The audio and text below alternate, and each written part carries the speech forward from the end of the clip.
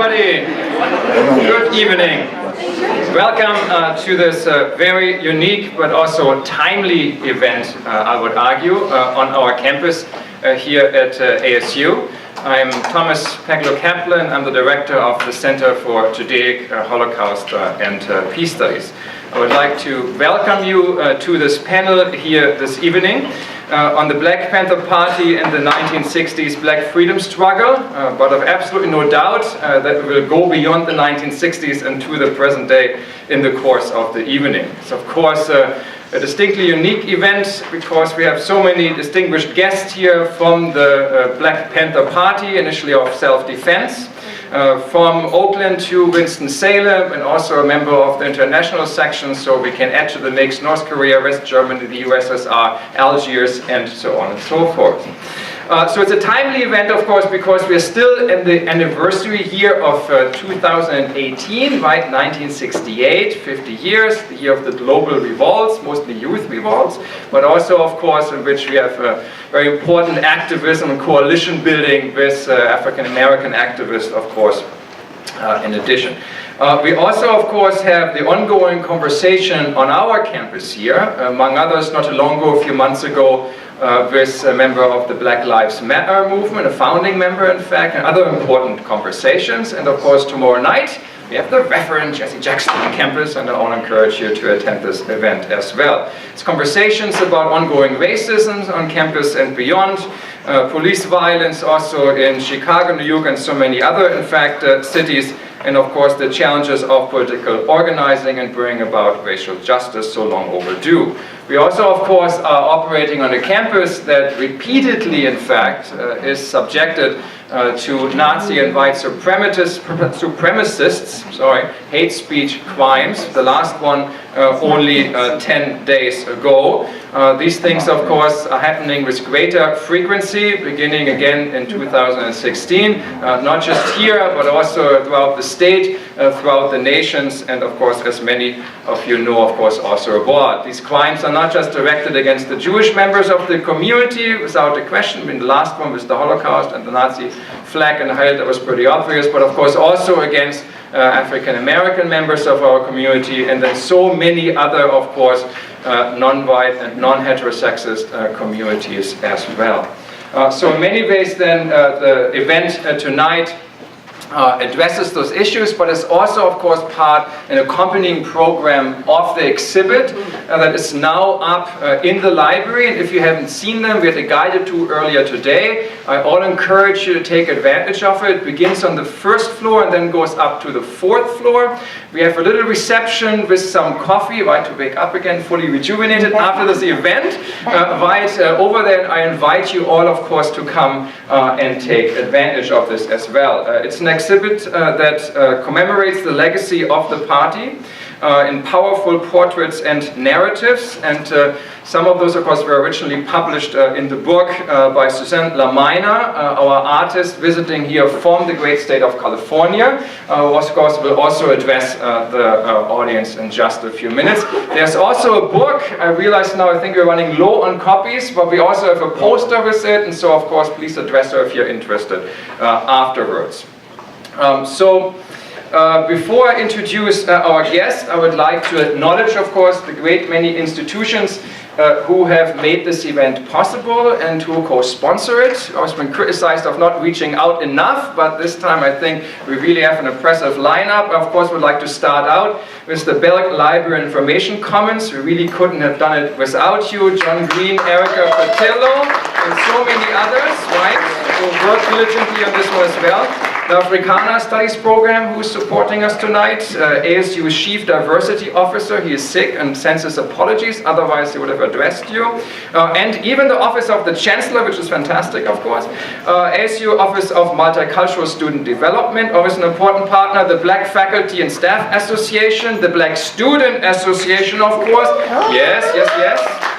The Office of International Education and Development, the Humanities Council, and the Departments of Art, and especially would like to acknowledge the co-curator of the exhibit, Joan Brooke. Joan, where are you? Right there, yes.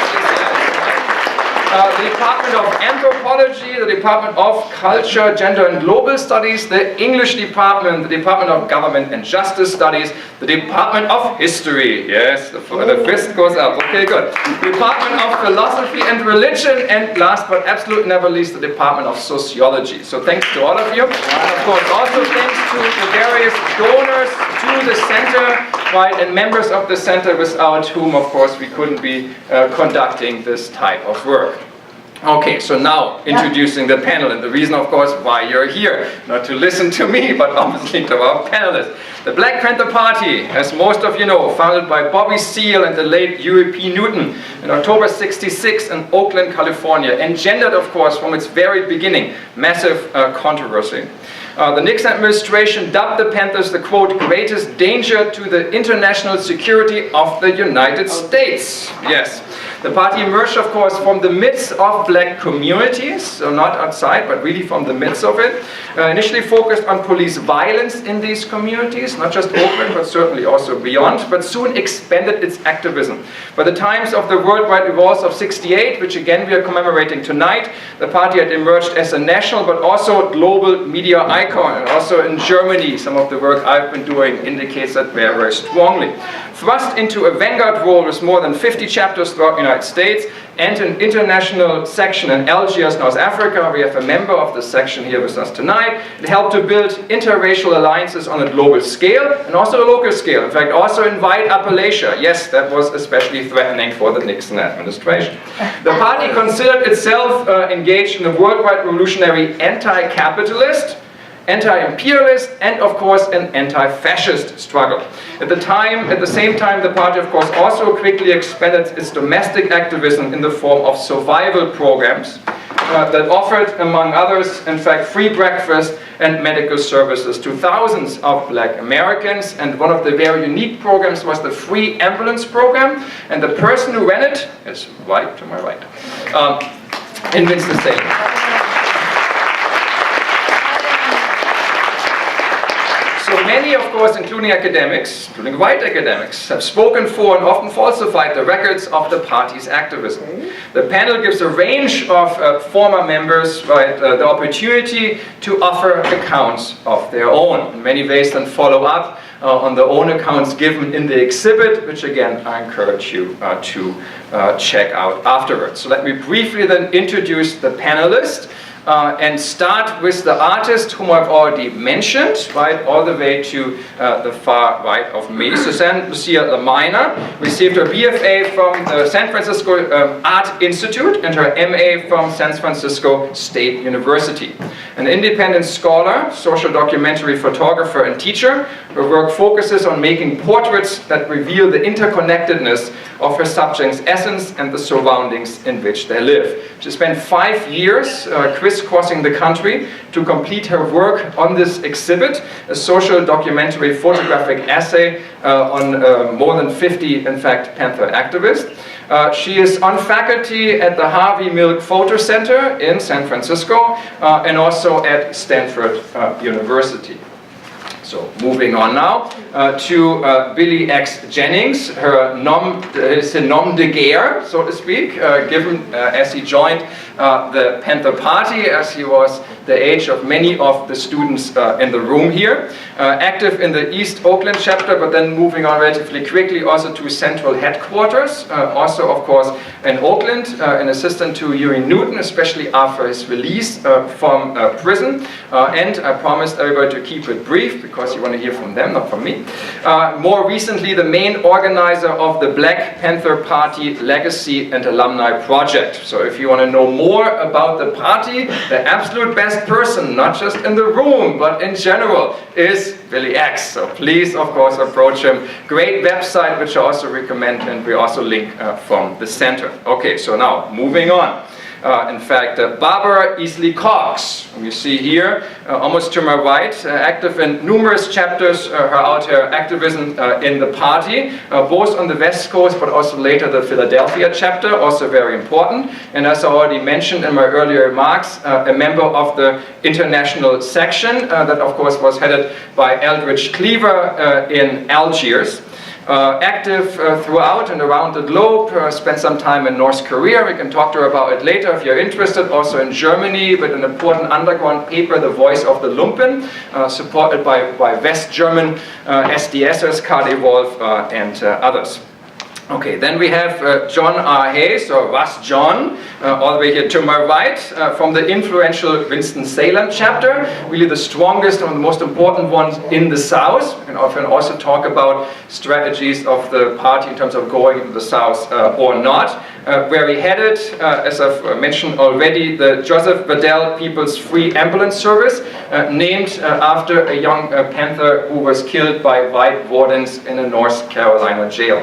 Finally, but absolutely never least, I'm so very pleased that he's here with us, right in the middle, right at the center of the panel, Bradford Lilley, again from the Winston-Salem chapter, initially, of course, the NCCF, so the National Committee to Combat Fascism, where you worked with Larry Little, the chapter lead, and also Nelson Malloy, who unfortunately can't join us here tonight.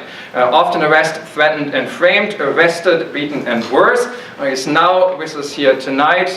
Currently, in fact, he serves as the pastor of the Chicaneer Glory Church in High Point. He is president of the High Point Peacemakers, and right, for those of you who have been around in the state long enough, he is also one of the High Point Four. There was a shooting incident with the white police in 1971, and we can also, of course, talk about this more later on. So now, before we start, and please be patient for another minute, right, I really appreciate that, I would like, in fact, to ask Associate Dean Erica Patillo to say a few words, and of course I would like to add Dr. Patillo, and again we're very, very happy that she is here tonight. And also our police, yes, we have some police protection here tonight, asked me, right, when you're sitting here on the sidelines, right, they're very friendly, nice, so please kind of move over. There are a few seats here, and maybe also so that would be great, right, so maybe come up front and stop a couple of you, so we don't get in trouble. Maybe those sitting in the hallways and stuff like that. You're much closer to the speakers than to, that's great. But now, without further ado, Dean Patillo. Good evening. I just want to take a couple of minutes and welcome you to our wonderful facility here. So welcome to the Carol Groteness Belk Library and Information Commons, and greetings to our distinguished panel of guests. It is truly an honor and a privilege to host this event this evening and to engage with you as you share your experiences and words of wisdom with us. We are also delighted to welcome all of you to one of the most frequently used classrooms on this campus, in probably the most popular building on campus. Last year, over 1.3 million visitors walked into the library, which was dedicated in 2005 and is without doubt the most beautiful library I have ever worked in. Not only is it beautiful with expansive views of the surrounding mountains, it is also very functional and high-tech. Our visitors have access to rich physical and digital collections for teaching and learning. We are the largest computer lab on campus with close to 500 computers and other technological equipment. And across 5 floors, we can seat almost 1,800 students for individual and group study. And I hope some of you students have seen the new seats on level 3. We are active partners in advancing the university's principles of sustainability, social justice, inclusion, and global citizenship. Our spaces and our resources are used to access information and to create knowledge, and our librarians provide expert guidance to our knowledge seekers. And so, when Dr. Kaplan asked if we could host the traveling exhibit Revolutionary Grain, celebrating the spirit of the Black Panther Party in portraits and stories, I did not hesitate to say yes to the idea, because I thought this was information and art that our campus should have access to in support of our ongoing discussions about racism and social justice. We did have to get through a few logistical hurdles because we've never done this kind of exhibit before. So special thanks to John Green, who works in the library, and for being our project manager, and also to Joan Brooke for making the exhibit look great. We hope your journey through the exhibit is edifying, thought-provoking, and that you use it to create your own knowledge about the Black Panther Party and the 1960s Black freedom struggle. Thank you.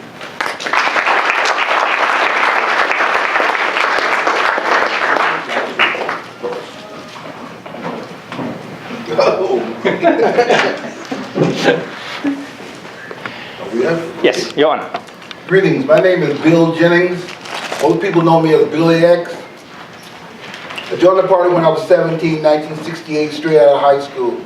I joined the party for various reasons. At that time, there was a war going on in Vietnam, which I opposed because prior to me graduating, there was members of our high school who had gone to Vietnam, they were drafted, and they came back in miserable, messed up conditions. And as a high school person at that time, even if you were in high school, you was aware that this war was out there. And so when I joined the Black Panther Party in 1968, one of the things that helped me join the party was the Black Panther Party's 10-point program. They had, in the back of every newspaper, there's a 10-point program what the Black Panther Party believes. Number 6 says we want all black men exempt from military service.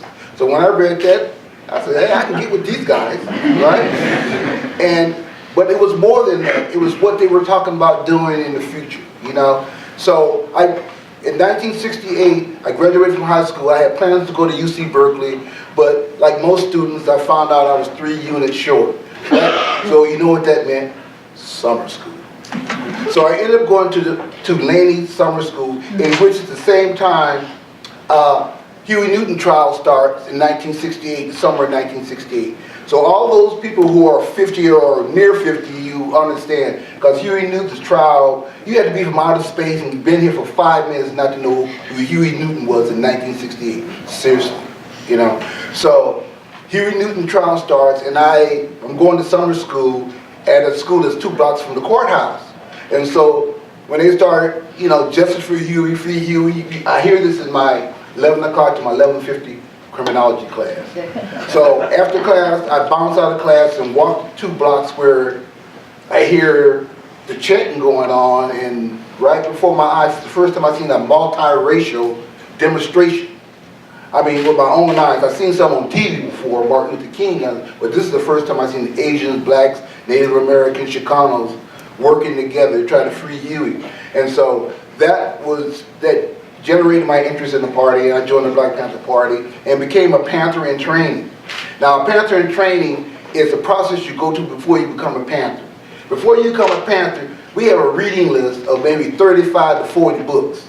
And within that 6 to 8 weeks, even if you're a student, you better be able to quote something from those books or know the essence of those books. So the Black Panther Party was about studying, re-educating people. So you go through the 6-week training. The organization gives you a geographical area to work in. This is the area you go door to door. You know, there was, prior to internet, that's how you did things.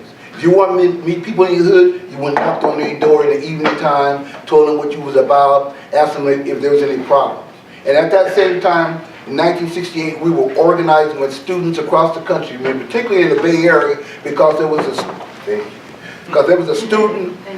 San Francisco State went on strike for ethnic studies in 1968. And that is the very reason why you have ethnic studies and multicultural change, you know, because of what the students did in 1968 and 1969. In San Francisco, they had a student strike, which they won. The following year, UC Berkeley had a strike, and they won. And the way California goes is the way the nation goes.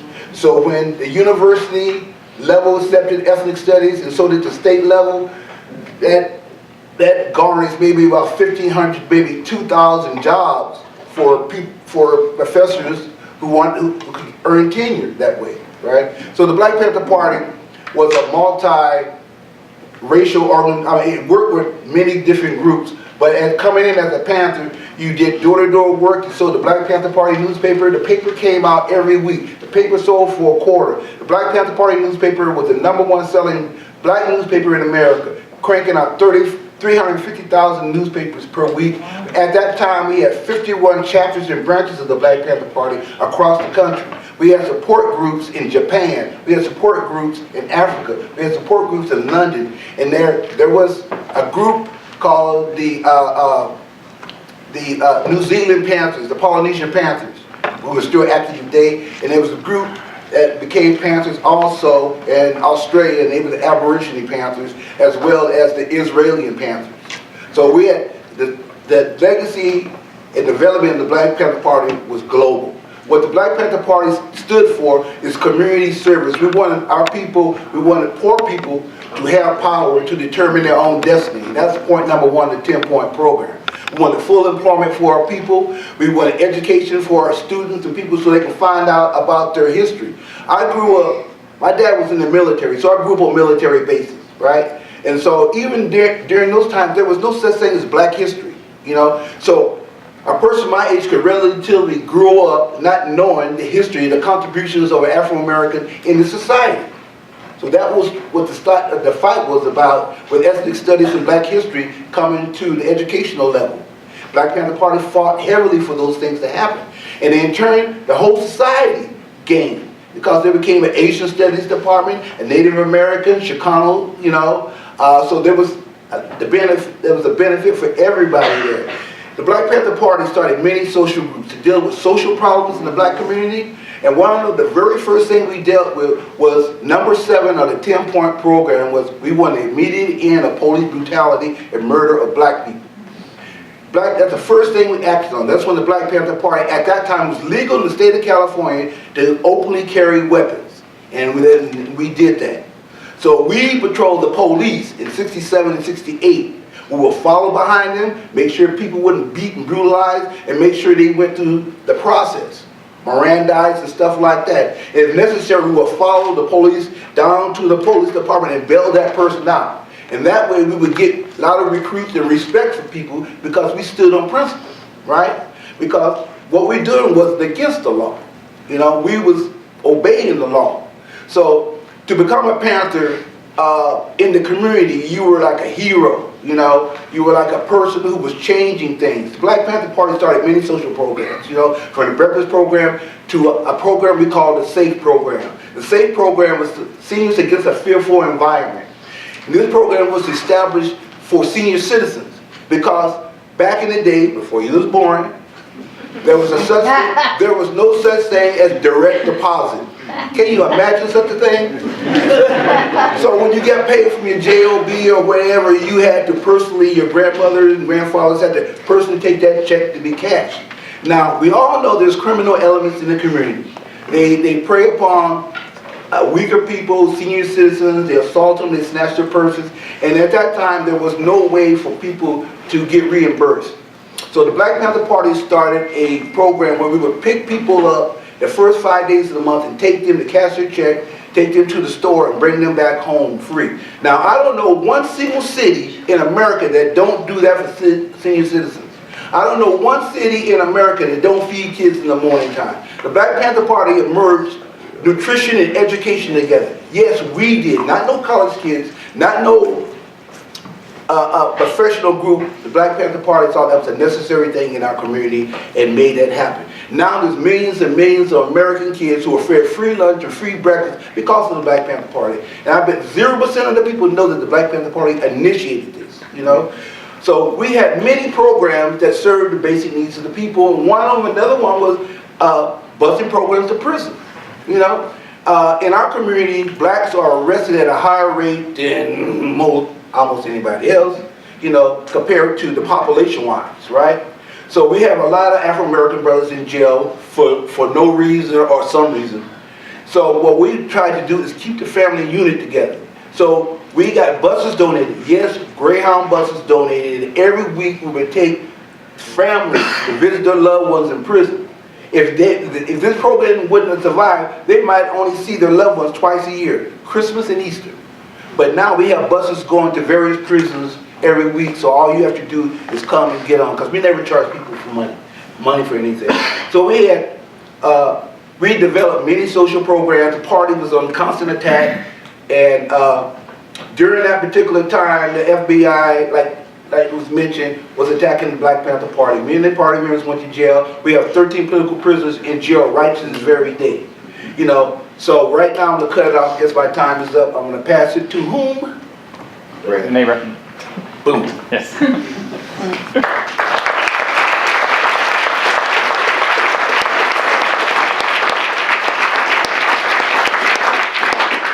Power to the people. Power to the people. Power to the people. Right on. What a concept. My name is Brad Lilley, and I joined the Panther Party in Winston-Salem in 1970. And I was affiliated with the Panthers up until about 1976. But there's a lot of stuff that happened in between that time. And it's more than I can just go through right now. So I just want to take you through one incident that I experienced as a Panther. When I joined, I was 18 years old. I had just started college at Fayetteville State University in Fayetteville, North Carolina. Some of y'all know Fayetteville. Amen. Back then in Fayetteville, when you come into town, there's this big giant billboard with a Klansman riding on a white horse, Confederate flag flying, and the sign said, "Welcome to Klan Country."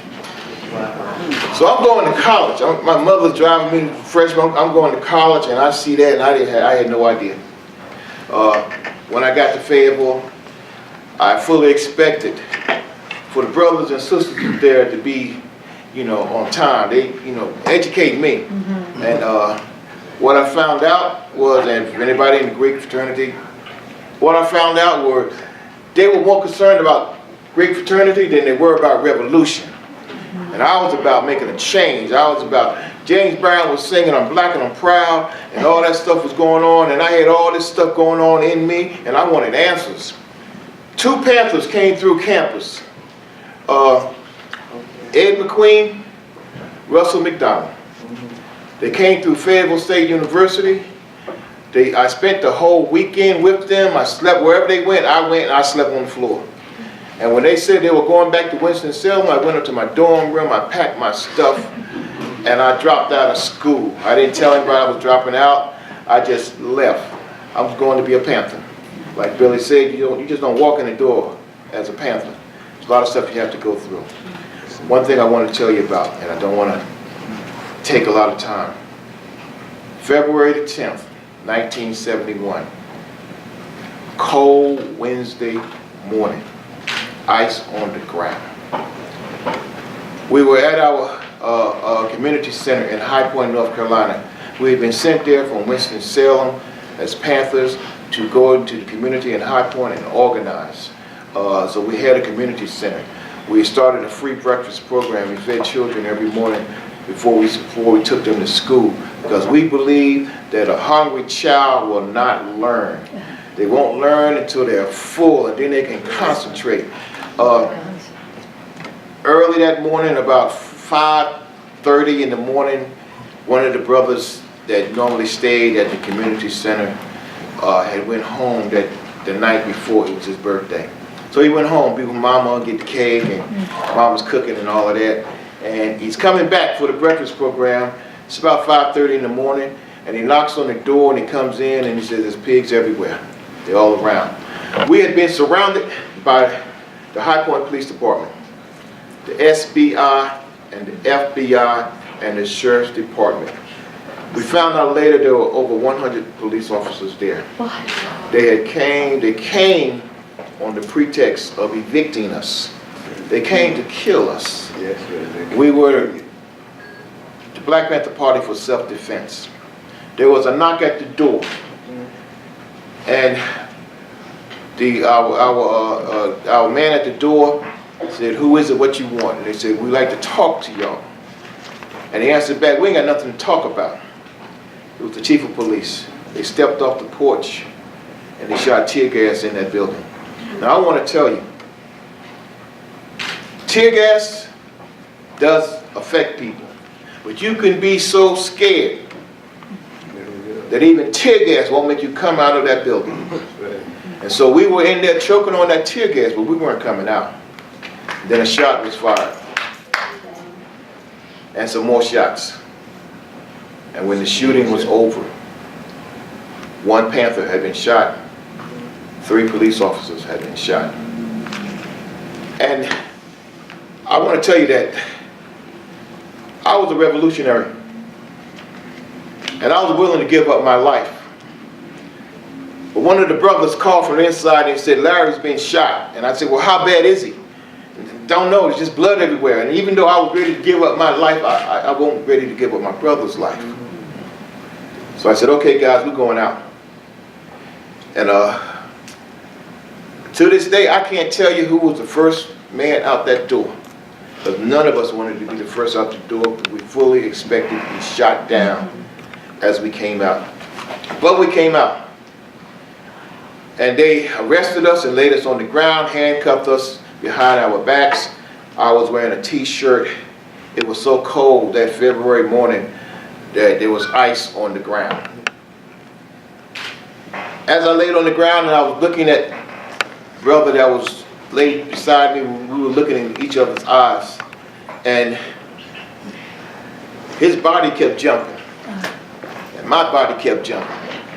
And I couldn't figure out why my body kept jumping until I saw why his body was jumping. Because he was being stomped and kicked and clubbed in the head with shotguns, and I realized the same thing was happening to me. And I want to tell you, you can be hit so hard that you don't even feel it anymore. And so I got beat unconscious on the ground. And when I regained consciousness, I was in a police car. Don't know how I got in that car. And I lost consciousness again, and when I regained consciousness again, I was at the jail, sitting in a chair, handcuffed behind me, and they were trying to interrogate me. But all I wanted to know was, how was that brother that got shot? And they told me that they hoped he died. We became known as the High Point Four. I was convicted for assault with a deadly weapon, and I was sentenced to 7 to 10 years and sent to Raleigh Central Prison, toughest prison in North Carolina. Well, this is North Carolina, you know. I wasn't supposed to be there. I was supposed to be in the youth camp. I heard all kinds of things while I was in jail. What happens to young guys when they get to prison? I didn't know what to expect. What I found out were that the inmates there were waiting on us. Why were they waiting? They were waiting because we were those Panther brothers from High Point. And there was a whole lot of stuff going on in the prison, and they were waiting for the Panthers to get there to organize the prison. And that's exactly what we did. We organized that prison. That rough time I thought I was going to have in prison turned into a time of where everything the Panthers were teaching me and had taught me, I was giving it to my brothers. I was giving it to them. Every book I could get my hands on in there, I was giving it to them. And they had, we started a communal system. In other words, you had some brothers that were in prison that did not receive commissary, did not receive money from their families. And what we did, we pooled all our stuff together, and we started an inter-community environment right in the prison, which became a threat to the prison officials because we were organized.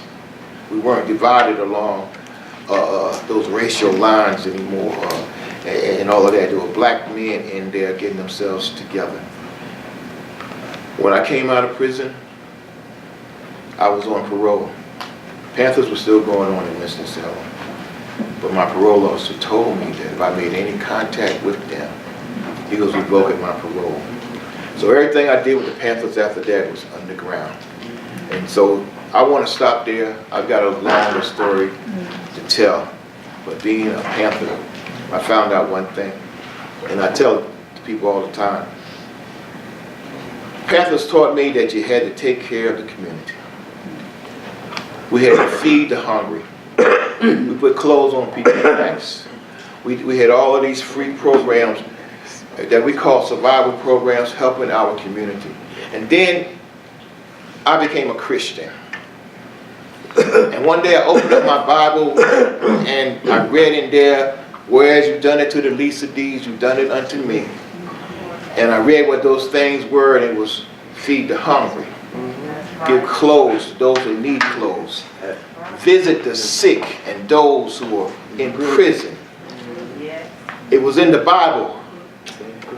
And the Panthers taught me that before I ever read that those were the words of Jesus Christ. Oh. And so I found out that I could still be a revolutionary.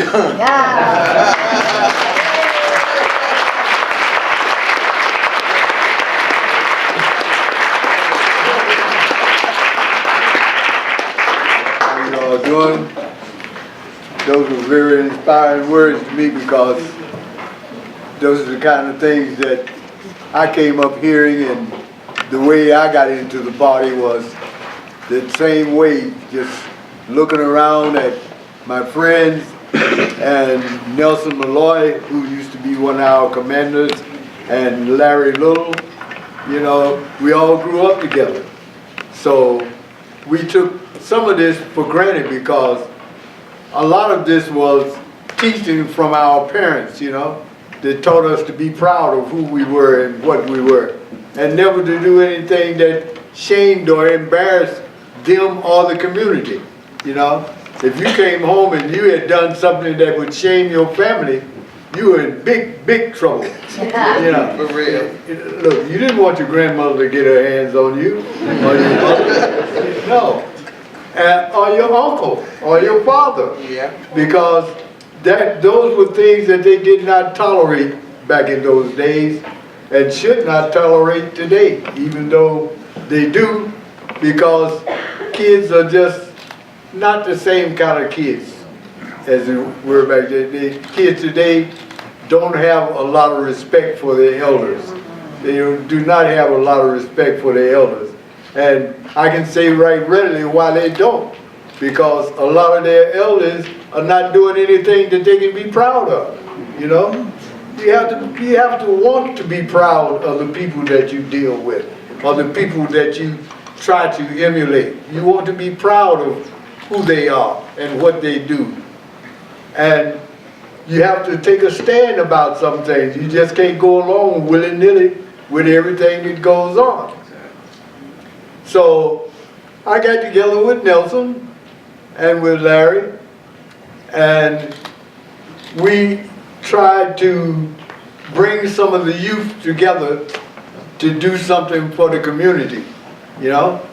And when we finally got this ambulance service together in 1967, well, we finally got it together in 67. We started taking studies for emergency medical technicians, which nobody thought that we would ever be able to do, because they didn't think that we had enough sense to be an emergency medical technician, you know. And I had been working in the emergency room of the hospital, the black hospital in the city, and so they came and got me to work on the ambulance service. And we did a phenomenal job, if I say so myself. Well, we did, we really did. I mean, people were excited to go to the hospital with us. When they saw the ambulance pull up out there, BPP, across the top of it, and big Black Panther all over they were just totally excited to be associated with that, because it meant that they finally had something of their own. You know, they had someone who they knew was going to work for them, was going to try to take them to and from the hospital and give them the best service that they possibly could get. Yeah, and so I'm proud to be a Panther myself. Ras John. Oh yes. And one other thing is that the Ku Klux Klan was so enamored of us that they came to you, wanted to come to the office to buy tires for the ambulance service, you know? And that's something we thought we'd never see. But I was going to college, at junior college, and I came out one day and they were having a rally right outside of my class. And Joe Grady, the Grand Dragon of the Klan, was out there. And I asked him, you know, we were going by and they were handing out leaflets, and I went by and said, hey, give me one of those. He said, you don't want one of these. I said, no, give me one, I want one. So he gave me one, he said, well, I don't think you want to be involved in this. I said, oh no, I like to know what it's all about. So he said, well, this is not for you, this is for us. I said, well, no, it's got to be for me if it's for you. And so we got him to come by the office, made an offer to give us new tires for the ambulance service, because he was excited, because he thought that since the Black Panthers were opening up an ambulance service, that the county ambulance service would be free to service all the white community. And they would not get caught up trying to go pick up any blacks. And what happened was, they found out that that was not the way it worked. Because the white community began to call us to come also. Yes, they began to call us to come also, because they found out that we were not racist. We were not trying to do any racial thing. What we were trying to do was make our community better, and it included them, because it was just a thing that we loved doing, working for the community in general. And it did not make any difference whether you were black or white. Yeah, I remember once we were on the way back to the office. We were just on the way back from the office because we had took a young lady to the hospital who had a sickle cell anemia attack, right? And if you know anything like that about it, people are in a lot of pain when they go into sickle cell. And we were on the way back to the office, and as we came across one bridge that overstood the freeway, we saw this guy standing up on the other side of the railing, getting ready to jump down into the traffic. He's going to commit suicide. So we stopped, took time, talked him down. He got off the bridge, got in the ambulance, and we took him back to the office. But we had to report that to the county because we were on the county radio system, and we had to report it to them. And by the time we got to the office, there was about 100 police had surrounded the building. You know, you got to surrender that man to us. What? We're not trying to keep anybody in here. He said, I don't want to go with them. Don't make me go with them. We're not trying to make you go with them, and we're not trying to keep him either. But, you know, they just had this mentality about them that if we had a person that we were going to do something wrong, you know, they had no idea that the man was perfectly at peace being with us. And our community became a better place for it, and I'm proud to be that.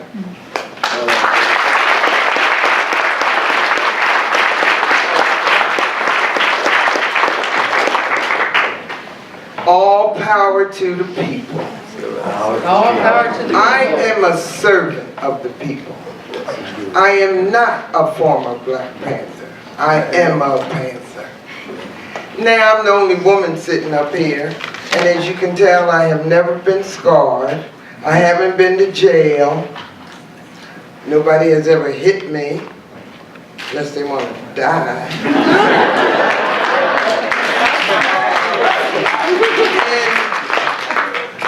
And Billy gave a very good historical perspective of the Black Panther Party. But I always tell young people that that time, that period, it was so many things happening that you would have to be living in a cave not to participate. I look at the young women out here today, and I'm saying to myself, well, you were part of one ism, feminism, womanism. I look at the men, I look at the LBGT community, I look at all of it, and I know that at some point during that period they called the 60s and the 70s, your parent woke up. Now they might be back to sleep now because they probably say, why you got blue hair? What the hell's wrong with you, boy? You better go get that degree, you know how much I'm paying. But see, the thing is that I was part of what they call the rank and file. You get up, 5:30, 6 o'clock, you hit the breakfast program. 10 o'clock, go back to the office, pick up 100 papers and sell them. You report back about 4, somebody cooks, you eat. 7 o'clock, you have political education classes. And during all this period of time while you're out on the streets, you're talking to people. You're answering questions. So women in the Black Panther Party had a very important role to play. I think there were 5 or 6 chapters that women ran, mostly on the East Coast probably, because the East Coast was more progressive. But also, you hear stories of male chauvinism. We're a microcosm of a world. So you bring that in. I mean, how old are you? 15, 16, 17, 18, 21? So you bring what the world has shown you all those years. Sometimes, as men and women, we were corrected. Oh, no, honey. You don't have to go sleep with him. Come over here. I got in a lot of trouble because they call me the blocker. But the thing is that you can read all these books and you can hear all these stories, but some of us are living history. We're still walking around. I do not go around telling people I was a Black Panther. I wait till you say something stupid, then I gotta get you. And unless you come in my house, you have no idea who I am. Now, I think also that I was in a position, my husband was a field marshal in the Black Panther Party out of Oakland. So wherever he traveled, I traveled. And one day I got pregnant, and as Billy said, Elvis Cleaver had gone over to Algiers in Africa. And so my husband joined him. And the next thing I know, pregnant, I'm on a plane going to this, I had never left the country, to Algiers. I stayed there one day. The next day, I'm on a plane to North Korea. I didn't even know it was a North Korea. I just heard Korea. Now, several things that I picked up, and you must go back 50 years. You must go back 45 years, because the kid ain't 50. Anyway, things were different then. And when they tell you something about the Iron Curtain, if you had a radio, you had to stand on somebody's shoulder on a bed and put the antenna up here just to hear the Army station. The Army station, what was that called? You remember the Army would broadcast? Well, yeah, something like that. Well, anyway, I stayed in North Korea to have my son maybe about 3.5 months. Guess what they said when the baby came out? How come you brown and you got a white baby? And Kathleen Cleaver, if you ever see her, she looks real pale. So her kids are real pale. But I'm brown. I'm darker than you. I'll hurt you if you tell me I'm a red bone. Okay? But they said, well, why is your baby white? So guess what I did? I brought out Jet, Ebony, Dr. Spock. I brought out every book and magazine I had brought to this place. They knew Africans, but they did not know African Americans. Because when they would take us in town, I mean, people would stop and stare at all his hair, these little short skirts. It took them a very long time to understand what we were saying. But the one thing they did understand was struggle. They understood that perfectly. I think the term juche, self-reliance and artist struggle, came out of that. On the way back from North Korea, we stopped in Russia because it's one plane a week to Russia. And Kathleen liked to stay in the room with the babies. But I like to eat, I like to talk, and I have to have magazines, So I go downstairs, I order whatever I ordered, and on the way out, I see a Time magazine. And I said, is that a picture of me? What the hell am I doing on Time? But it was Angela Davis. I was like, well, I knew her from before, but I couldn't understand. So I could buy the magazine, I go back upstairs, and I read about Marin County and the jailbreak. And not all of us, but some of us know what it took to get her out of jail.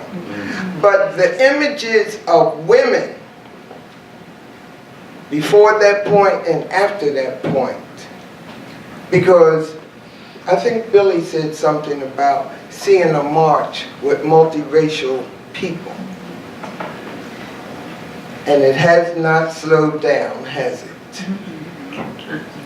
I always tell my little white girlfriends, you took off your bra and caused all that damn trouble. Men are like, I want my empowerment back. But the thing about the 60s, the 70s, and some parts of the 80s, all power seemed to come to the people. But in the last 10, 15 years, people have become selfish. Me, I, my. And things have changed. But now what's interesting to me is the women again. Here we go. Me too. Is he dead yet? What do you mean, me too? Kill him. Can't do that. So you have to laugh when I say stuff like that. Okay. Also, I think all of the abuse against women. How many girls you have? 0. Not you. Oh. Right behind. Yes. Anybody got some? 4. So you know. What did my daddy say? I never hit you, let no man hit you. And what do you mean? Well, he said I could come to the hotel room and I don't have to take you, Jane. You go back home. He's not going to bother me. It's 11, 12 o'clock at night. What the fuck are you thinking? What are you talking about? So when I see things like Mike Tyson, Kobe Bryant, Bill Crosby, and all the others, what are you girls thinking about? But see, some of us girls have become predators, have we not? Somebody called me a cougar. A cougar? Boy, you crazy? I'm a panther. I will claw you. And I didn't know what a cougar was. But like I said, sometimes people become predatory and it becomes dangerous. So the only thing I say to the youth is, depending, get your sheepskin and get out of here. Go to a place that's more liberal. Surround yourself with more progressive people, okay? And don't ever forget, you have the power. Yes. We produce kids, we nurture kids, we carry the culture. We're powerful. So, you men, and I like some of y'all. I really like some men. But, Sue laughing. But I just encourage women and young men, talk to your parents, talk to your grandparents. Ask them what were they doing during the 60s. Tell me about the war. What kind of life did you lead? People talk about, well, I know he's from Ireland. No, no, no. If he's from Ireland, he knows about the Irish Republican Army. He knows something. Don't just take, well, I don't know if you want to talk about it. You want to get that uncle or that aunt that likes to drink and smoke joint all the time. You want to get them and say, what were you doing during the 60s? Because we might be 65 and older, but like I tell my son and his groupies, my spirit is 30, and I will hurt you.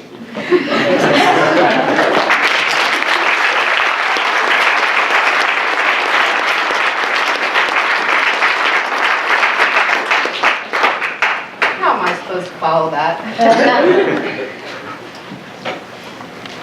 I'm just going to talk briefly about my intersection with the Panthers growing up and how I came to where I am now.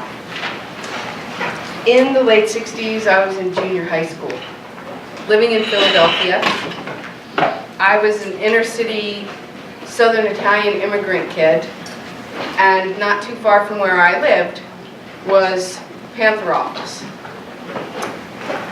And I wanted to always go and hang out there, but I was too shy. And I was kind of a kid that kept to myself. So when I entered Philadelphia College of Art in the 70s, I decided that I wanted to photograph the Black Panthers. And I reached out to a couple of folks that I thought could help me, and everyone at the time said, oh no man, everyone's underground.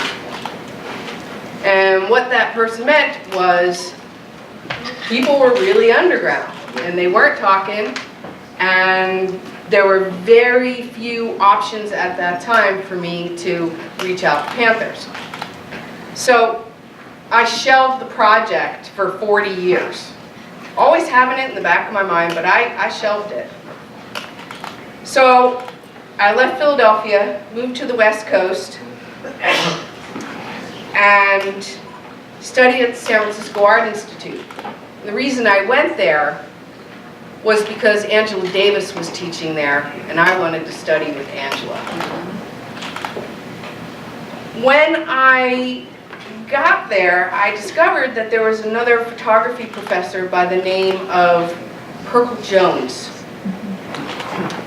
And Perkle and his wife, Ruth Marion Baruch, in 1968, from August to October of 1968, photographed the Black Panthers. I had no idea that Perkle was teaching there because I was so focused on wanting to study with Angela that I didn't pay attention to anything else. So Perkle and Ruth really guided me in ways that I didn't know at the time were going to bring me to this place right now, right here in this room. So they put out a book called The Vanguard, little blue book, paperback, published by Beacon Press in 1970. And that was the seminal book that everybody knew about the Black Panthers. So when I readdressed my project in the early 2000s, writing letters, and I still write longhand even though I can do whatever I want to do on the computer, I mentioned Perkle and this book in my letters, not knowing that that was going to open doors for me, because everybody, at least somewhere in a chapter, somewhere around the United States, knew that book and remembered that book. So, sending out my letters, talking about myself, my project, what I wanted to do, and mentioning Perkle and Ruth opened doors.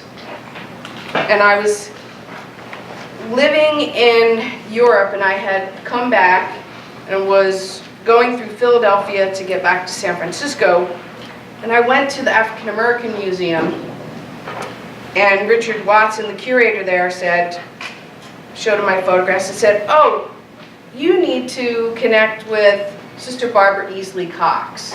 And back in my mind, the name sounded familiar, and I'm thinking, why is that so familiar to me?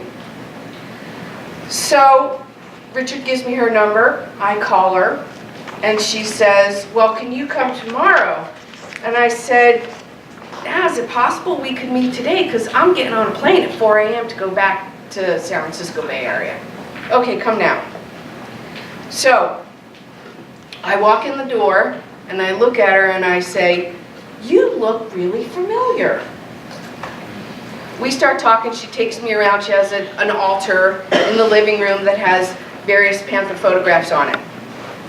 And I see a photograph of Sister Barbara, Angela Davis, and Stokely Carmichael on her altar. And I said, that's how I know you. Sister Barbara opened up immense doors for me to do this project. I had a list of people that were really, really important that I wanted to be in the book.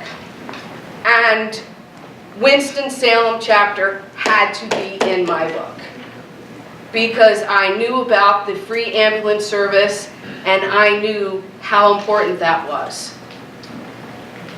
We took a train from Philadelphia to Winston-Salem. I had no idea how big the state of North Carolina is when you're riding on a train. Okay? We walked, we took buses, we took trains, we took planes. She went with me to a lot of these places, and I am forever blessed because there were certain people that, if I didn't have her assistance, would have never opened their door.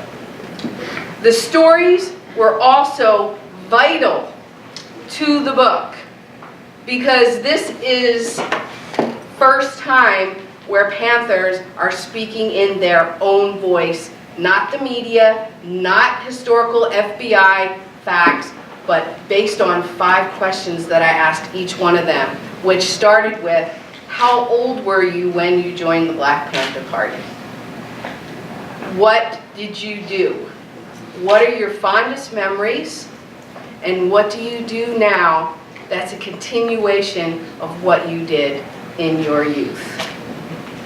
When I started editing the stories in terms of commas, dotting I's, T's, I didn't edit anything anyone said, just grammatical stuff. I had to put them down because they were so powerful, I was weeping with joy. And the last little story I want to share with you, this was a 5-year journey, and I self-published because everyone I wanted to help me in terms of the publishing world, and I got turned down by Guggenheim and grants, and no one wanted to take this on. So Sister Barbara and I are in New York City. We are on our way to Columbia University, and we go into a diner. And I mean a real old-fashioned traditional diner, which you can still find in some places in Harlem or New York proper. We're having lunch, and I excused myself. I went to the restroom, and when I come back, Sister Barbara's sitting at a table with an old woman who you can see is extremely disheveled. Sister Barbara comes back to my table, and I said, "Is everything all right?" She says, "Oh yeah, I just went over and had a conversation with her. She doesn't look like she has a pot to piss in." And then Sister Barbara said to me, "I paid for her meal, and I also wanted to know if she wanted anything else to eat. Coffee, some dessert." And I looked at Sister Barbara and I said, "I want to be like you when I grow up." So that's one of the many stories on my journey. Please go see the photos, go read the stories, because they are really fascinating and very inspiring. And thank you all for being here. Thank you, Thomas, for pulling this all together. and Joan, the curator, and Erica at the library. I am really grateful, and I'm really grateful that all of you were here. Thank you. Yes, thank you.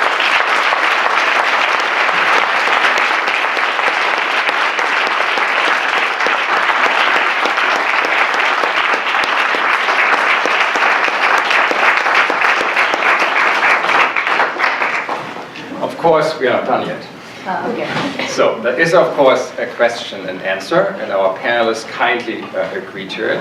So what I would like to ask you, of course, we have this wandering mic, right, which I will pass around. Briefly say who you are, like your name, and then, of course, ask your question, make your comment. And then also, before now we start this Q&A again, I would like to invite you and remind you, as in fact Sana just briefly also did, that afterwards we have a short reception, depending how much energy everybody still has. Yes. Yes. With some coffee, yes, and some cookies over there at the library at the exhibit, right? And for those of you who would like to get a taste this evening, by all means, please check it out, and of course talk some more with our distinguished guests. But for now, let's start the Q&A. So give us your name, and of course ask your question, make your comment. And I especially, of course, like to call on the great many students in the room. This is not a time to be shy, as you just learned, but to speak out loud and proud and ask your question. But we'll start, in fact, on the left. Okay. The lady just spoke, mentioned five questions that she asked, and you recited 4 of them. How old were you? How old were you? What year did you join? Yes. What were your fondest memories of the Yes. party? What did you do in the party? And what were your fondest memories? How did your time in the party influence what you're doing today? Thank you. Okay. Wait a minute. Let me say this here. We in a room with all these college, I'm gonna get an education people, and you ain't got a question? Oh, I got it. You ain't bringing up, look, I don't tolerate dummies. All right now, come on with it. No, there are no dummies. So no. Let's get started with one of our youngest audience members, okay. right? No, we all have time for questions, but let's start over here. It's your name, and then, of course. Hello, I'm Janae Denise Bridges. I'm a senior. I know I don't look it. I'm about 12, I understand. But I wanted to ask you about what your experiences have been creating lasting social change. I really want to go into social work and serving my Black community and understanding how to create those movements, working directly with the people who are affected by these issues to create lasting change that speaks to their needs and what they need. What is your major? I'm a psychology human services major with sociology and gender women's studies minors. The only thing I'm going to say to that is, I don't think I need a mic. Can people in the back hear me? Yeah. All I'm going to say to that is, if you're in the field of human services, okay, if you're in that field, steel yourself, because you might only be able to help one at a time. Right now with the opioid addiction going on, under that miscellaneous drugs, there has been, I don't think anybody's really did a study, but we're talking mental illness, physical illness. Just because you stop taking drugs does not mean you're not going to suffer. Now, the brother that was in Afghanistan stuff now, quite a few of them come to the soup kitchen where I volunteer. And when I sit and talk to them, it sounds like Vietnam again. You know, ooh, waking up on my wife and I'm gonna kill some. So, just do the best you can. And what's your middle name, by the way? Denise. Denise. What's your middle name? Yes. What's your middle name, young lady? Me? Anybody? Your middle name, young man. James. Remember, it's not God. It's not Jesus, Jehovah, Buddha, Allah. It's none of them. You do what you can. And keep a damn job, okay?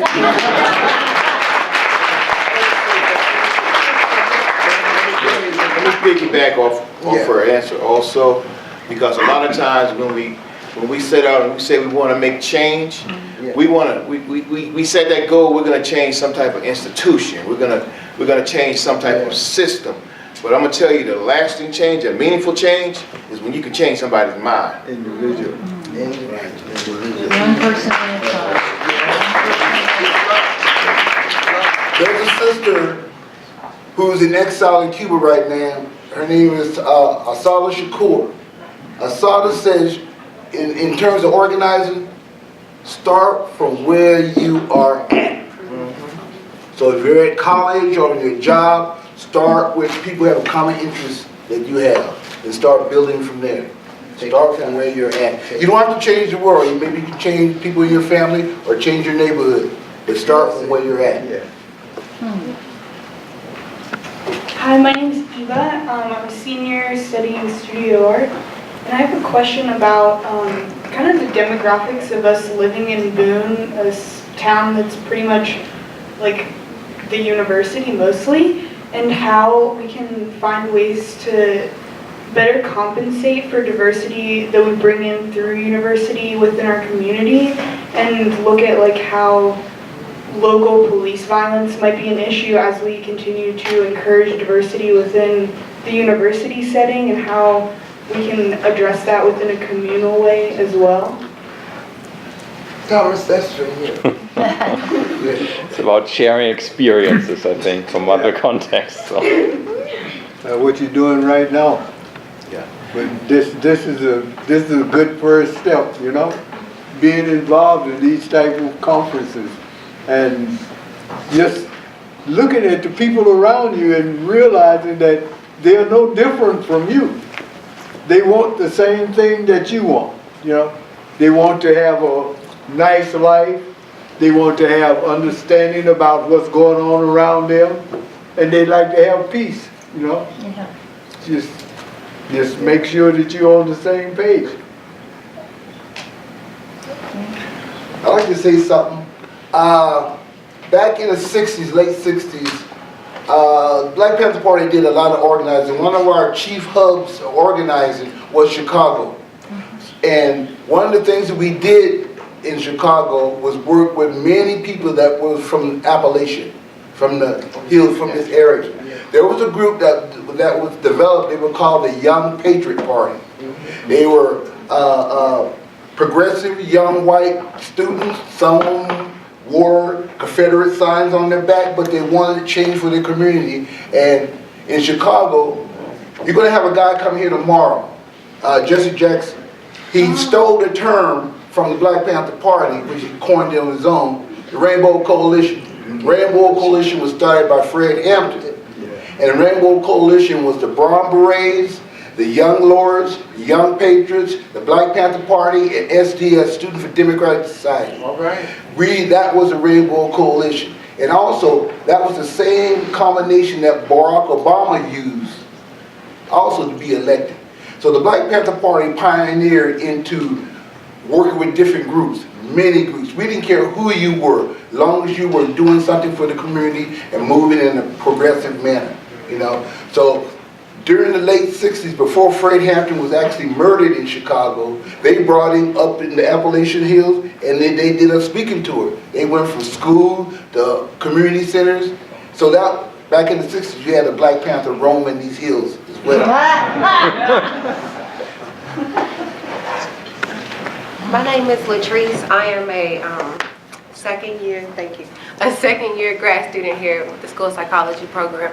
I really appreciate you, my elders, coming to speak in this environment. My first year here was very uncomfortable for me, very unsettling for me. I graduated from Winston-Salem State University, so the change was very uncomfortable. But what I do see now with a lot of my peers and among a lot of my cohort members is that there are levels of disenfranchisement among young Black people. The colorism, just the different cultures that are in our Black society now, I feel is from confusion and a lack of knowledge. And I mean, I would like to hear from you guys as far as like what I could do I'm young, so when they look at me, they're like, whatever. But what can I do to really help guide some like knowledge being shared? Well, let me just say this first of all. Don't ever think that if you got an idea, you're the only person with that idea or with that desire. Sometimes that desire has to be spoken out loud, and then you find people who are in the same mind frame, and that's how people can come together like that and then begin to make a change. When you heard Brother John talk about the free ambulance service, that's because the Panthers sat around in Winston-Salem, and in order for Black people to ride the ambulance, you had to pay. And then they sometimes wouldn't come to get you. And we sat around and said, what can we do? What we need is a free ambulance service. All right? That's revolutionary thinking. Okay? And so a lot of times whatever we came up with, all these programs, even the free breakfast program, we're gonna feed kids. How are we gonna do that? You know, and then you sit down and you begin to work it out. This is how we're going to do it, and you work at it. And I tell people today, I'm 66 years old, and I tell people today, I learned from the Panthers. If you've got a vision, you can sit down with like-minded people, and you can make it happen. Today, we were at the Black Students Multicultural Center. And they talked about a Kwanzaa program coming up. They talked about Black Art, if I'm not mistaken, Black Art program coming up. December, you're out of school, basically. But they were talking about Kwanzaa, Black Art. And somebody mentioned the Halloween thing in the library tonight at dinner, okay? And I'm listening and I'm saying, wow, 3 things, but you got to participate. Now, I'm looking around and I'm looking for a young man from Lebanon. Ah, there he is, I got him. Okay, I'm glad you're here. Okay, I'm looking around, I'm looking for the young lady from New York. See, I'm looking because, wait, is she back there? No, I don't see the hair.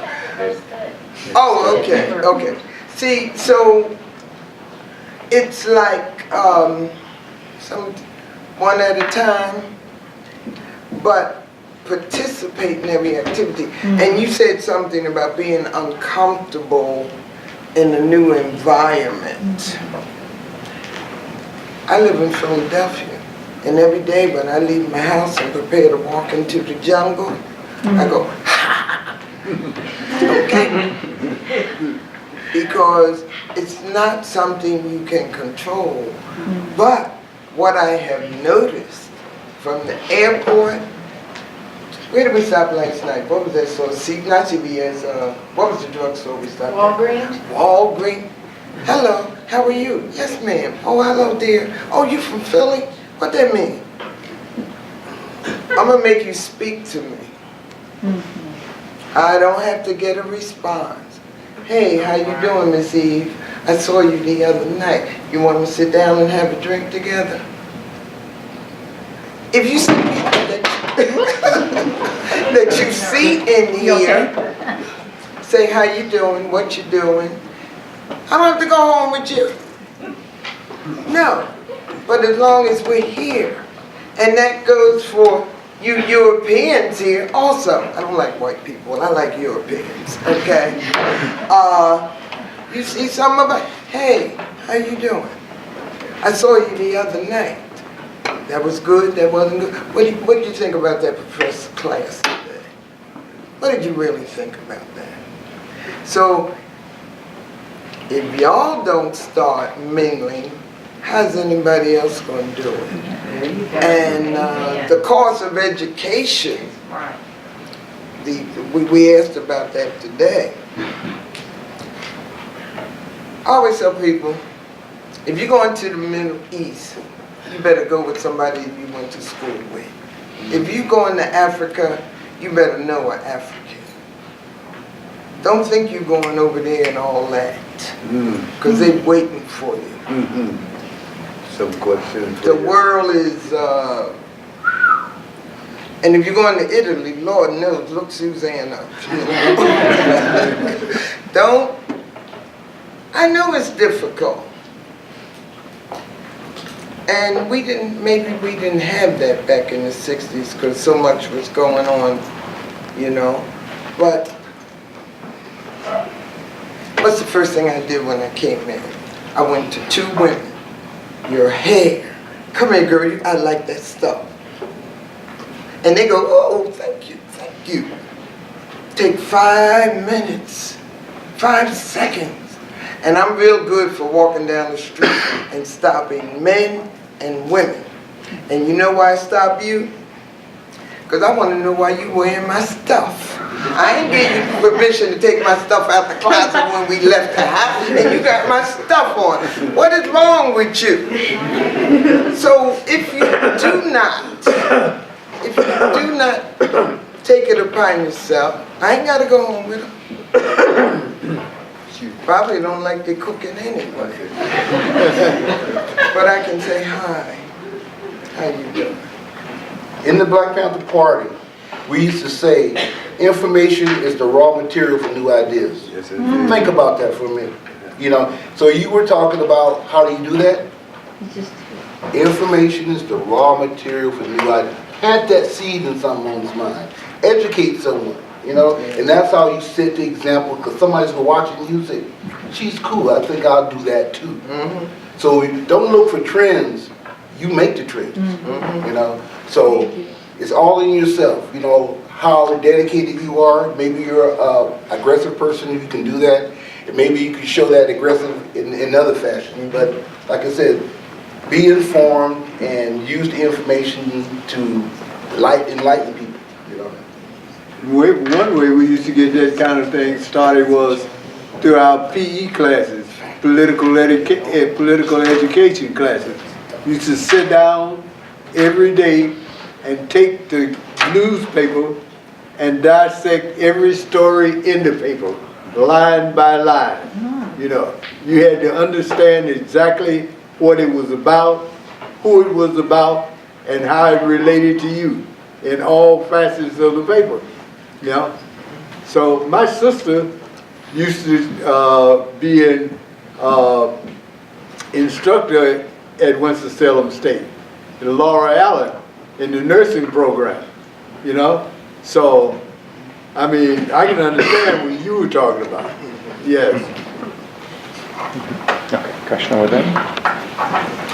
Hello, my name is Evan Jones, and I'd just like to thank you all again for coming here tonight. I'm very honored to listen to you. It's not a very well-known fact, but I believe that Huey P. Newton and other founding members of the party in 1966 in Oakland sold copies of Chairman Mao's Little Red Book to raise money, and so I wanted to ask, what was the influence of Marxism and socialist ideology on the ideas of the Black Panther Party? Well, the Black Panther Party was never Marxist. We read Marxist books. Yeah. We read Che Guevara, we read Fidel, we read all those different things. So it did have a bearing in our thinking, how we related to socialism, we related to sharing. He talked about that, you know.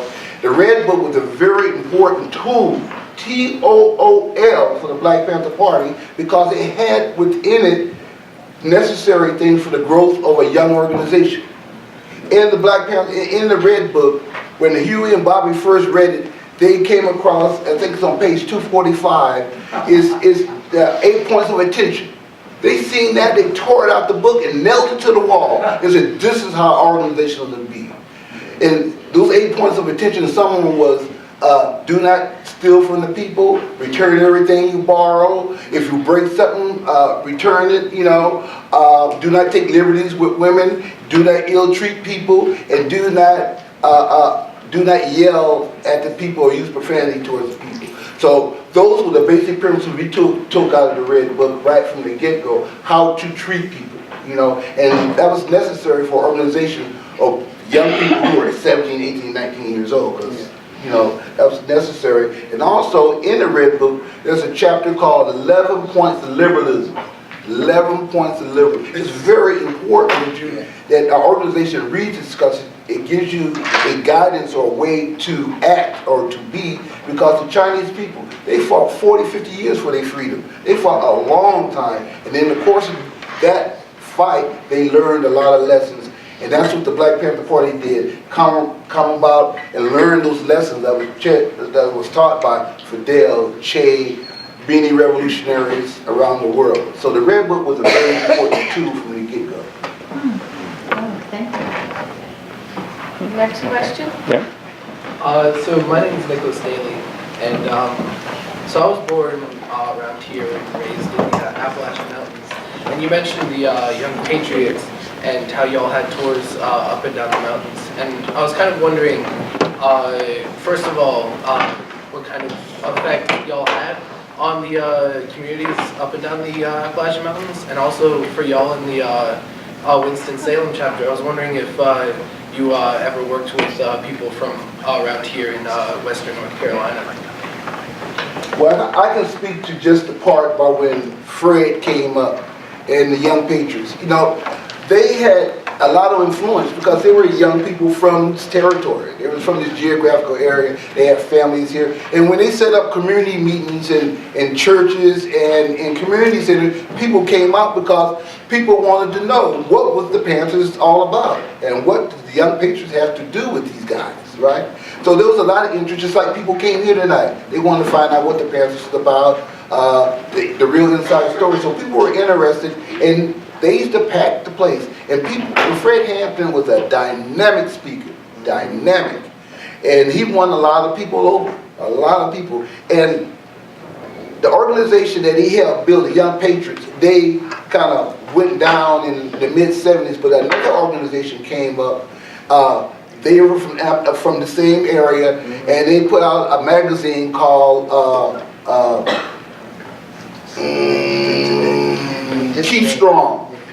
Keep Strong, and that was a magazine, newspaper they put out for 5 years dealing with the principles of the Black Panther Party. They internalized our programs but used it in their community. Like we used to test for sickle cell anemia. In their community, they used to test for black lung disease because many people had worked in the mines and so forth and had this disease. And so everything we were doing in the black community, they would do in the white community, but to serve their community. Yeah. So, but we all worked together. There was a great impact, you know, for those days. We're talking about '69. Yeah. But for North Carolina, maybe one of these guys can talk about that. Well, one thing for the Winston-Salem chapter, we sent people out when those newspapers came, and we loaded up the trunks of cars and we went to Chapel Hill. Anywhere, any place where there was a college town, and we came here,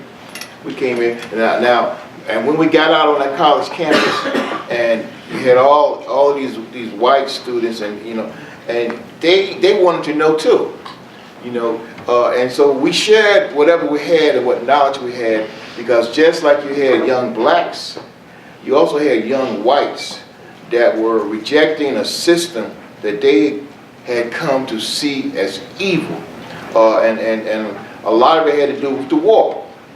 The war opened up a whole lot of people's eyes, the Vietnam War. And so, you know, on college campuses, we were always welcome.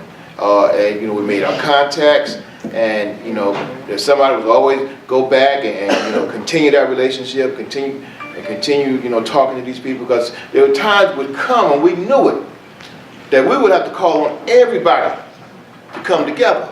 And so we tried to make as many coalitions as we could.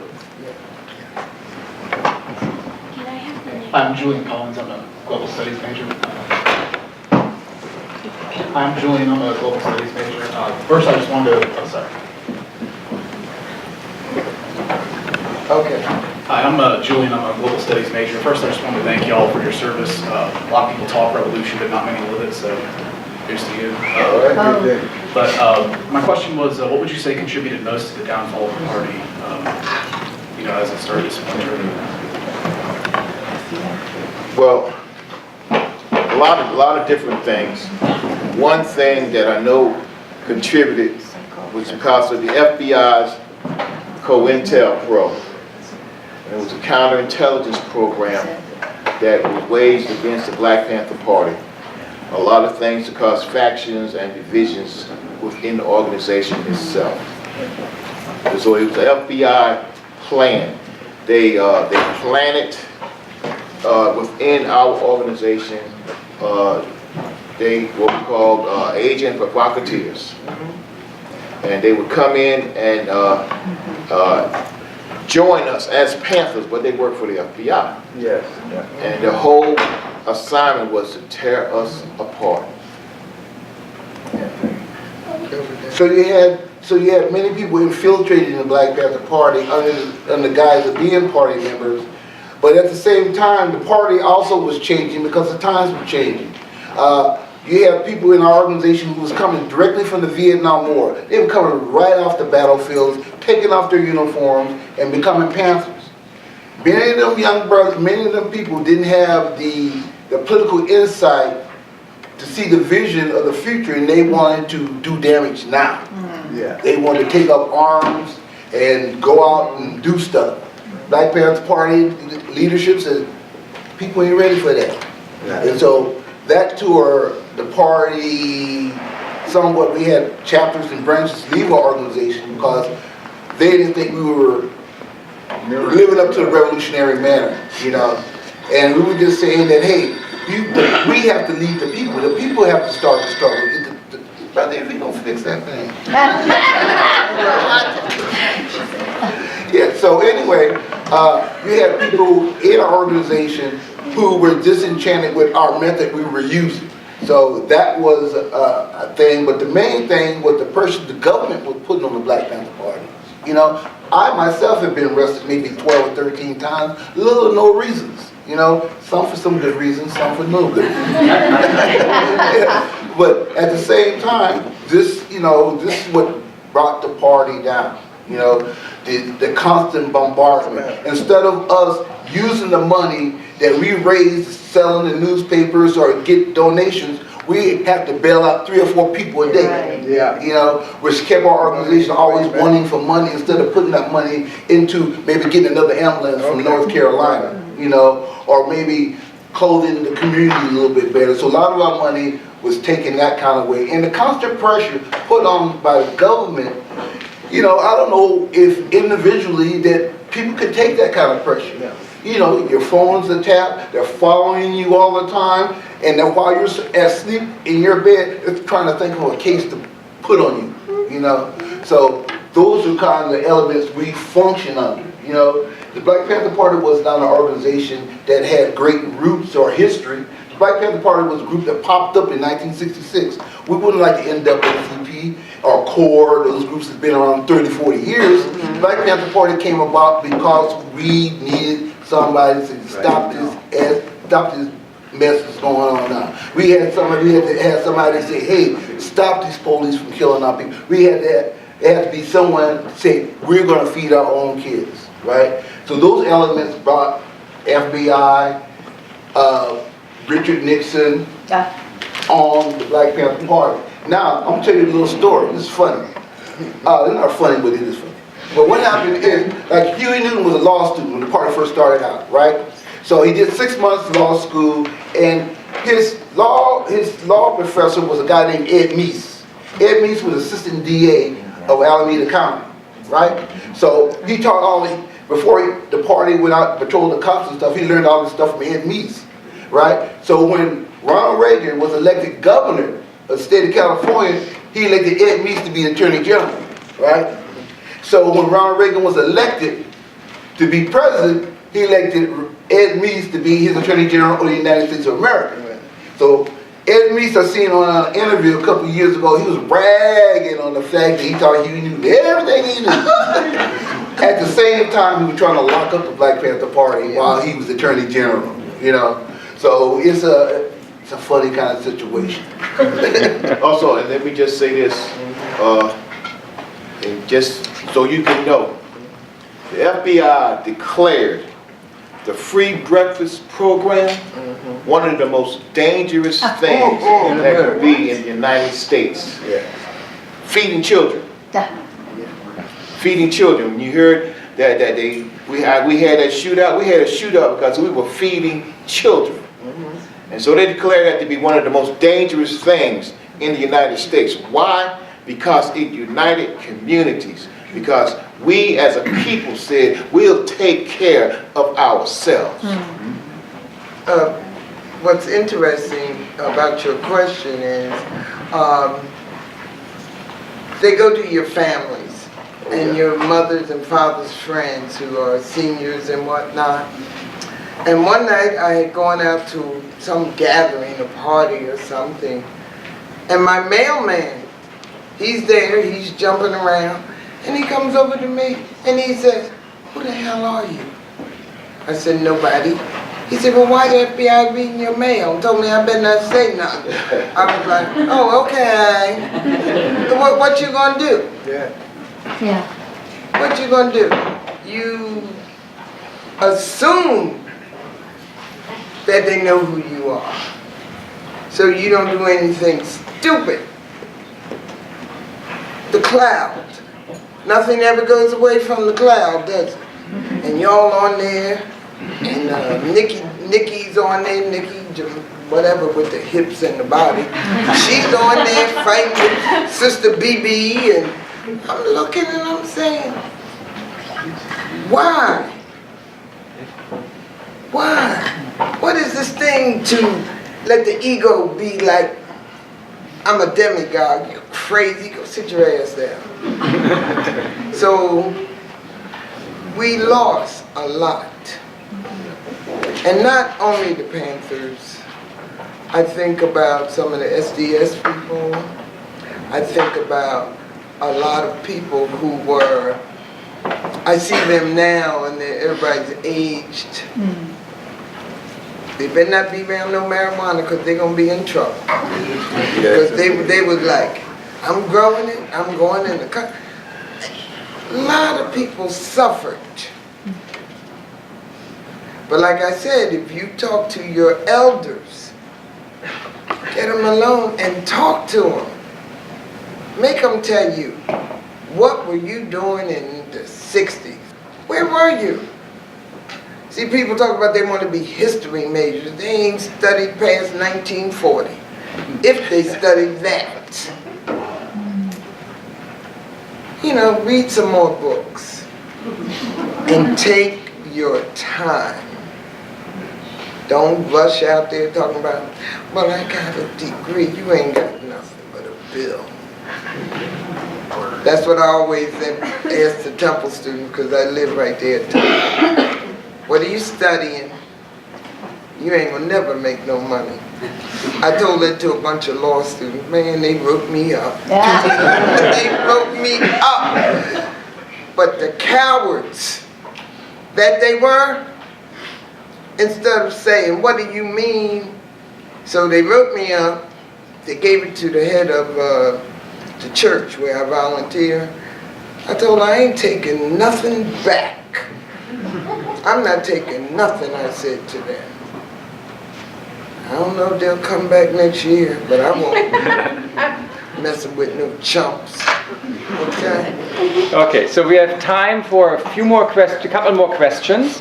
But I said before, right, it's not the end yet, right? Your course can come up. We have some merchandise and, of course, also one-on-one conversation. As I said, we have coffee and cookies also just with the exhibit, right, to tease you to, in fact, before you leave tonight, also check this out as well. But first question from Elias. Hi, my name is Elias. I just want to thank you guys again for coming here. So I am originally from Brooklyn, New York, and I seem to learn a lot about the chapters in Chicago, the chapters in Oakland, the chapters in LA, but I never seem to hear anything about the chapters in the Northeast, in Newark or New York or Boston. I was just wondering why that might be. I don't know. No. I'm from Philadelphia, okay? And you from Brooklyn? Yes, sir. How old are you? 19. Yeah, come on. Where you been? See, first of all, you got to read the newspapers. You know, I picked up 3 papers since I've been here, all college-related stuff. But I recognize left-wing newspapers are often, you know, they tell you what's going on so you can get some ideas. But New York, Newark, New Jersey, Boston, you Google stuff. Okay, there is a lot of history on the New York chapter. Yeah. You know, New York chapter had the New York 21 was a big case of 21 Panthers being arrested in 1969. And they won that case. That was the longest case in New York history. Also, in that particular case, you had Tupac's mom, Afeni, who was a defendant, who defended herself. She was 21. She was up against 4 state's attorneys. She kicked their butts, and she won her freedom. You had New York, you had Boston, you had Washington, D.C., you had Virginia, Winston-Salem, North Carolina. You had all up and down the eastern coast, you know. And then within the middle of America, you had Des Moines, Iowa, Kansas City, you had Colorado. You had all those differences with their own unique history. They had their own history and so forth. So you might not find this written in anywhere else, but that card I passed out, It's About Time, PPP, it has a pretty good general knowledge of chapters and branches, theories on the Black Panther Party. So you can find a lot of things on that website you're not going to find anywhere else. And in fact, just to follow up real quick, we actually had invited a member of the New York chapter who was recently released as a political prisoner from jail, still on parole. And given the criminal justice system in this country, we didn't dare to cross state lines. So I'm very sorry that we are unable to bring him here. We're still working on it. Maybe in the future at some point. A very important voice. And of course, the New York chapter was a little different from the Chicago and Winston-Salem and others, of course, as well. Okay, Thomas, can I add something to that? In the exhibition, there is a section on political prisoners. That was also a very important section of my book. Political prisoners had to be recognized. When I finished the book in 2016, at that time there were 16 political prisoners still incarcerated. Billy X shared with us tonight there are still 13. Okay? So Thomas is talking about a brother by the name of Sekou Odinga. Sekou Odinga, who are the other folks? Mumia? No, hold on a second. Eddie Conway. Just released. And Robert King are part of the exhibition in my book because they are essential. I didn't have time or the funding to go around the United States and go through all the red tape of being able to get into the prison system and photograph. When I even thought about it or tried, my brain started to explode because it was just too much for me. And on certain levels, I'm a really private person. I don't want the FBI, I don't want the legal system, I don't want prisons knowing my personal business. So I went another way.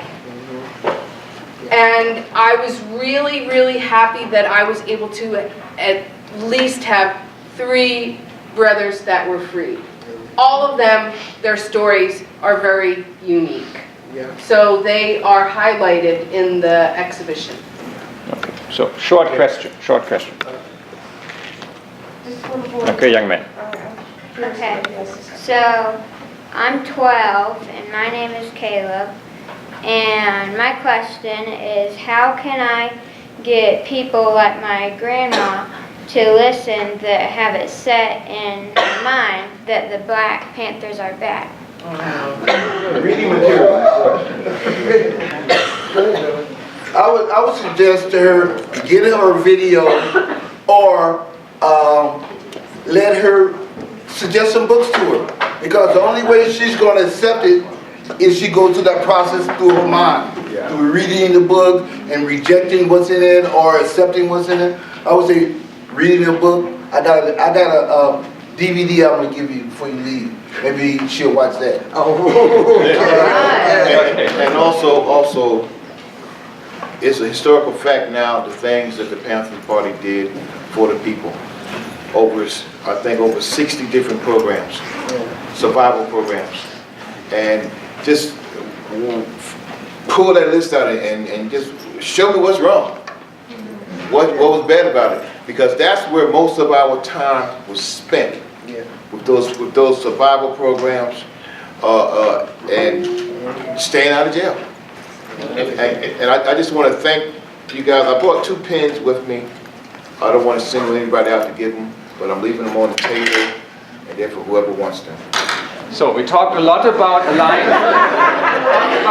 alliances, right, that the Panthers were striking in the 60s and 70s.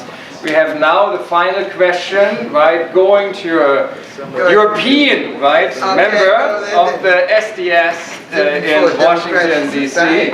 So please, Professor. Hi, my name is Greg. I'm a retired professor of anthropology. And I lived in D.C. from 66 to 72 and became a member of SDS and the student mobilization to end the war in Vietnam. And in 1970, I taught from 70 to 72 at D.C. Teachers College in D.C. And I had that corresponds with the forming of the D.C. chapter in 1970. And so I wonder whether you had any perspective or experience with the Revolutionary People's Constitutional Convention that the Panthers organized in D.C. and Philadelphia in 1970, and that I had an alliance with. I had 2 students who did internships and got course credit with the D.C. Panthers. So I wondered if you could share what that was about and the alliances that were trying to be built by the Panthers through that constitutional convention. Well, it was to bring the people together, that we could establish set goals as a complete group of people, so far as gaining our freedoms. You know, we had the 10-point program, and this was a way to bring all of these people together, unite them as one, to become a stronger voice that our country could hear. Now, Winston-Salem, we sent people to that Revolutionary People's Convention, and in order to get them there, we had a panel truck, like a U-Haul truck, and we opened up the back doors, and everybody that wanted to go loaded up on the truck. Okay, what we did not know was that the FBI had loosened the lugs on one of the front tires. Oh yeah. And so we're riding down the highway, and the front tire comes off, and thank God nobody was hurt or injured or anything. And at the same time, well, we put a tire back on and kept on our way. Our office, our Panther office in Winston-Salem, was firebombed by the police. To answer your question, in 1969, the Black Panther Party had a conference called United Front Against Fascism, which brought together different elements of the struggle, especially SDS. SDS, Black Panther Party, Young Lords, all the progressive units came to California to fight what we thought was the oncoming of fascism in America, right? Which we organized the National Committee to Combat Fascism. So right after that, during that time, the Black Panther Party wouldn't allow new membership. So the only way you can work with the party is to work with this group called United Front Against Fascism. Now, the reason why we had something like that is to broaden our base, because the Black Panther Party was more or less for black people at that time. So we wanted to open up the ranks for the young patriots and people to come in, and we could all work together. So that led to 1970 with the People's Revolutionary Constitution Convention in Washington, D.C., as well as Philadelphia. And at that time, a lot of people that was disenchanted with the way America was, and we was young, brash young people. We was going to change the Constitution to include everybody, you know.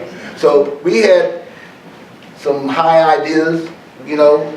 Maybe our social practice didn't reach that, but we was willing to include everyone in that process. Matter of fact, the Black Panther Party went through the process. When we first started, we just say black power to black people, red power to red people, yellow power to yellow people, stuff like that. But as we developed consciousness, we just said all power to all people. Yes, sir. You know, we developed into humanistic people, you know, that color didn't matter to us. The human beings, the humans behind it, you know. Thank you. So, on that note, right, on the note of the importance of coalition building, right, we'll wrap up, but again, it's not necessarily over quite yet, because we want to entice you with some coffee and cookies, of course, to take a look at the exhibit, and of course to come to the second